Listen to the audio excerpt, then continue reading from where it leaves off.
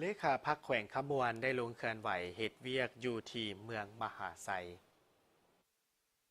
ฐานไสสนาโคตรภูธรเลขาพรรคแขวงขมวนได้เคลื่อนไหวเฮ็ดเวียกอยู่เมืองมหาไซโดยได้เข้าร่วมกิจกรรมการกุศลของผู้บริหารระดับสูง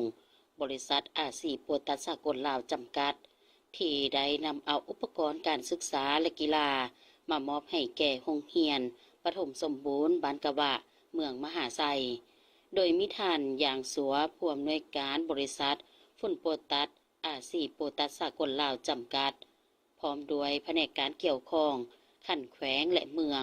ตลอดฮอดพนักงานครูอาจารย์และน้องนักเรียนเข้าร่วมเครื่องที่นำมามอบในครั้งนี้ประกอบด้วยอุปกรณ์การเรียนการสอนคอมพิวเตอร์เครื่องเล่นกีฬาและอื่นๆรวมมูลค่า100 ล้านกว่ากีบการช่วยเหลือดังกล่าวแสดงให้เห็นถึงความมุ่งมั่นที่จะตั้งหลักปักฐานอยู่ท้องถิ่นของบริษัทและตอบแทนคืนให้แก่สังคมทั้งแสดงให้เห็นความรับผิดชอบของวิสาหกิจขนาดใหญ่ร่วมจิตร่วมใจเป็นอันหนึ่งอันเดียวกันกับประชาชนลาวเพื่อสร้างอนาคตที่สดใสในนามตั้งหน้าการนำแขวงฐานไสสนาโคตรภูธรยังได้มอบใบเกียรติคุณและกล่าวความขอบใจมายังบริษัทที่ให้การช่วยเหลือในครั้งนี้และหวังว่าในต่อหน้า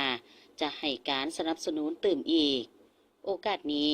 ยังได้ร่วมปลูกต้นไม้เพื่อเป็นสัญลักษณ์ร่วมกัน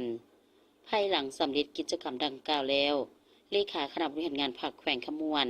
พร้อมคณะที่ติดตามยังได้สืบต่อเบิ่งสถานที่ตั้งอาคารของห้องการ